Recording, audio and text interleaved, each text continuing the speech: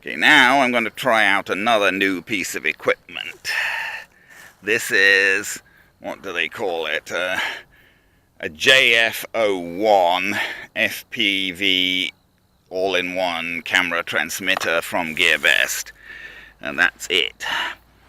Now, I already had one little problem with it. It says it takes, 3 to 5 volts in through the little connector there, which looks like an ordinary micro connector. But I couldn't get it to work with any of my micro connectors. They gave you this little piece of wire with a connector on the end there. And using a micro connector wire that I had and plugging it in the camera just wouldn't work. Maybe, I don't know what the problem was. Anyway, I soldered their wire to a connector to a battery there, and now it works. I mean, you can see the LEDs are on, and I know I can get a signal from it, but... So I don't know what's with that connector, but the connector they gave with it does work. But when I initially tried to use one of my own micro connectors, it didn't work.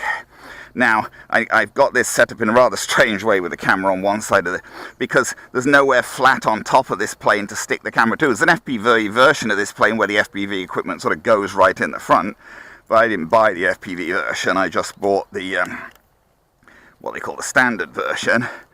And I can't quickly, well, I mean, you could file down a flat spot, I suppose, on top there to attach the camera to, but you'd actually have to file away some foam or whatever to attach the camera there. I've already got the battery that came with the plane connected to it. Everything is so wet, I don't want to put my FPV goggles. I'm not going to try and fly them FPV, not initially. I'm just going to try and pick up the FPV feed and then... See, everything's just soaking wet. This is the problem. It's annoying. It's a bit much. The degree to which everything in sight is just covered in water this morning is a bit much. Just making sure we are recording properly here. Anyway, so I'm not going to... yes, we've got our connection. Which way's more stabilized here? I don't know, can't tell.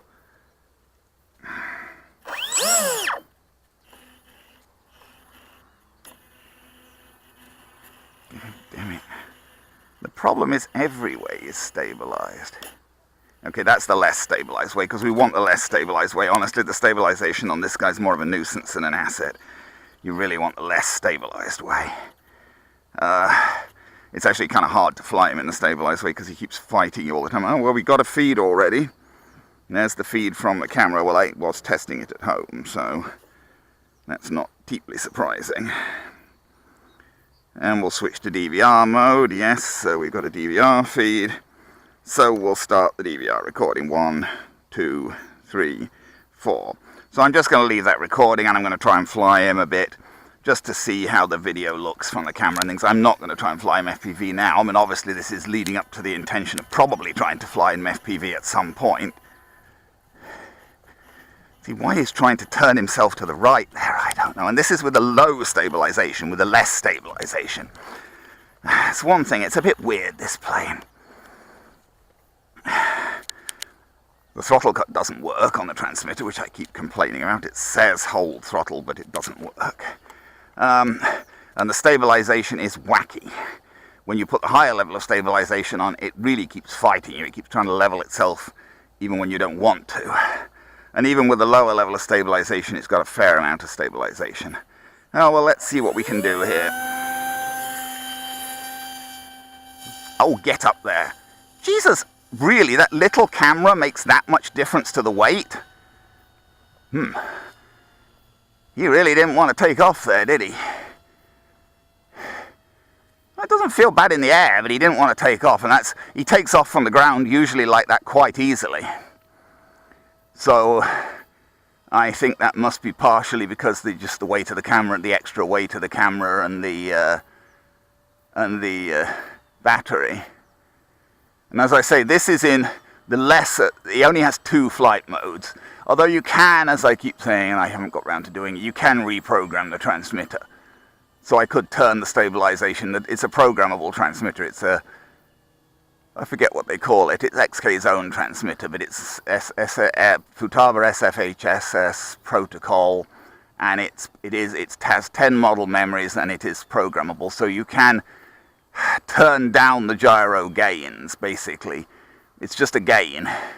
It's not like a very sophisticated programming of the gyro. It's just a percentage. You've got 2 modes, and you can set the percentage. And I think the default percentage, the way it comes, is like, I think they got something like 80% gyro in the high mode and 8% gyro or something like that in the low mode. I'd have to look, but I wonder if we shouldn't turn it down. Well, we could turn it down to 0 for a start, which would give us no stabilization. I don't know. The high mode is just crazy. I mean, it really... You can put it in the high mode for a minute, but see, this is the high mode. It certainly keeps it level. Whoa. Oh no, it's just wacky. It's just really weird. I don't like the high mode at all.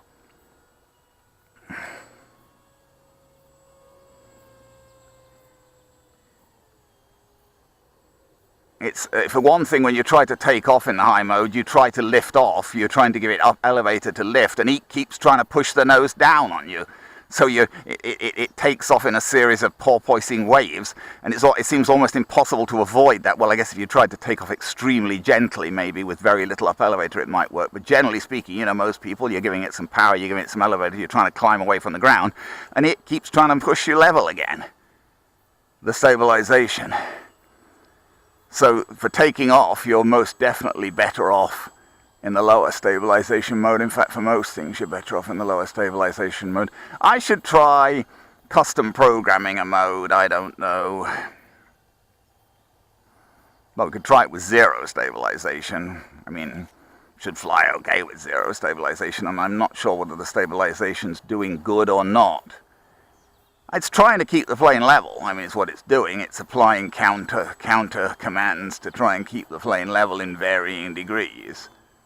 Oh, my blithering hat is trying to fall off again. And as I say, that's basically, well, it's not entirely hands-off because I've got a bit of up elevator on still. Yeah, now I mean, I am giving constant up elevator, but that's because of the weight, probably because of the extra weight from the camera and things. Although they're almost on the center of gravity, but the camera components, but no timer. That's one thing about this. There's no timer in this transmitter, so you're supposed to keep track of the time yourself. Pusher, of course, 4-channel. And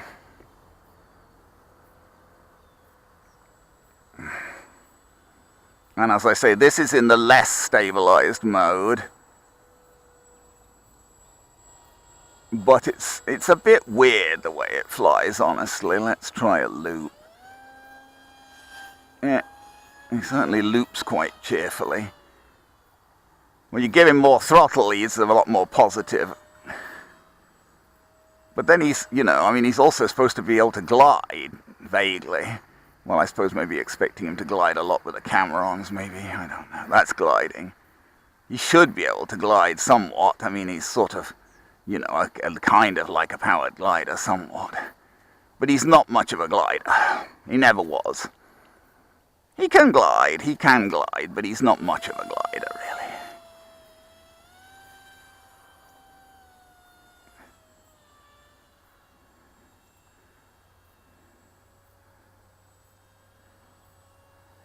He's not much of a glider.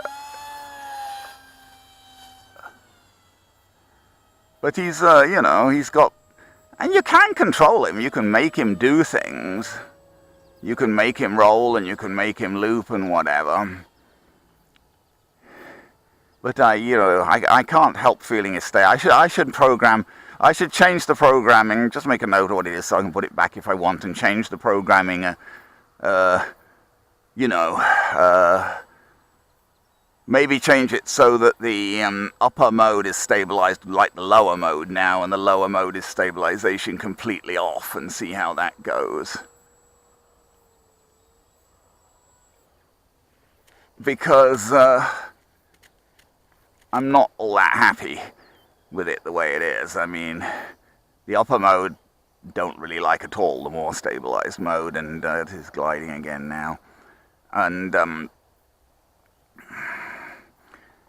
he almost seems to glide better with the camera on than without, maybe because the extra weight helps him a little bit, I don't know.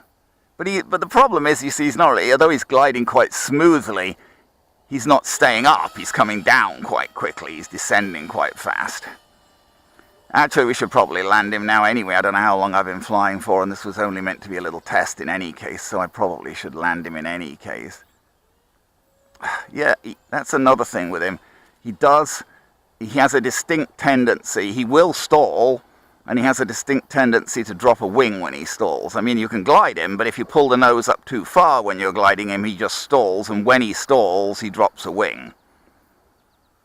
Quite nastily.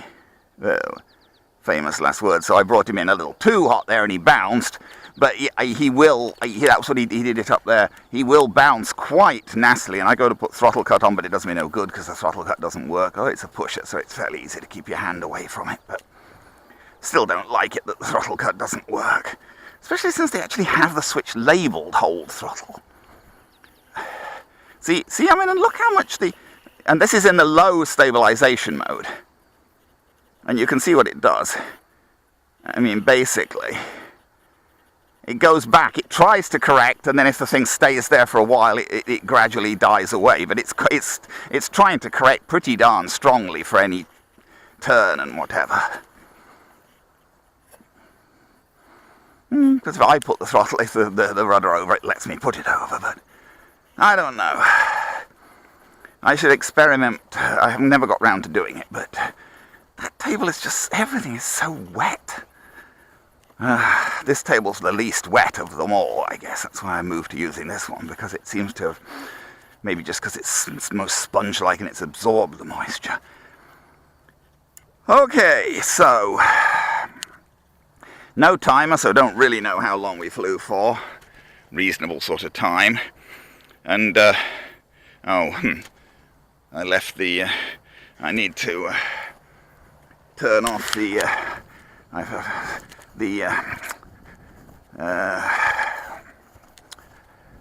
FPV feed, the FPV DVR.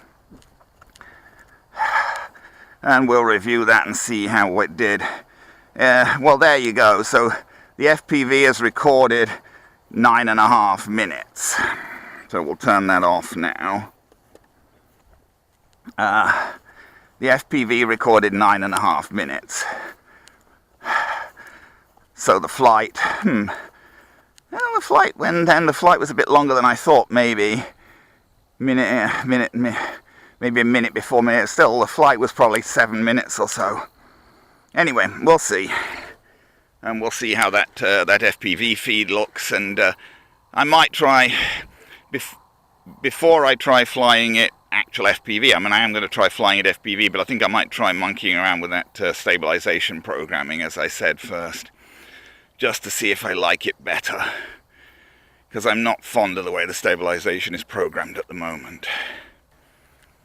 So I got everything turned off and disconnected now, and the lens cap back on the FPV and everything. This is the battery that comes with this guy.